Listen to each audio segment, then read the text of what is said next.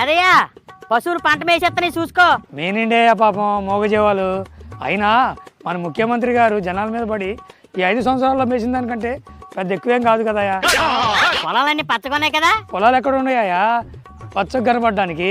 మీ సభల్లో చూసుకుంటే కనపడుతుంది పచ్చగా. సభల్లో పచ్చగా అంటుండే ఎక్కడన్నా? అదే సభలో గ్రీన్ మ్యాట్ గురించి చెప్తాడు. ఓ రైతులకు కూడా తెలిసిపోయిందా? రైతు భరోసా వస్తుంది కదా. పేరుకే రైతు భరోసా. రైతులందరికీ నిరాశే మీ ప్రభుత్వంలో. ఈసారి కూడా ఫ్యాన్ కొట్టండి, మళ్ళీ గిర్రా గిర్రా అని తిరుగుతుంది. మా రైతులందరూ మీ ఫ్యాన్ గుర్తు కొట్టేసి గిరా గిరా తిరిగి కింద పడ్డాం.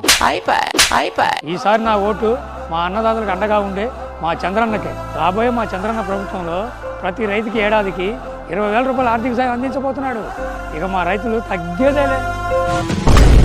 more and more, more and more, more and more.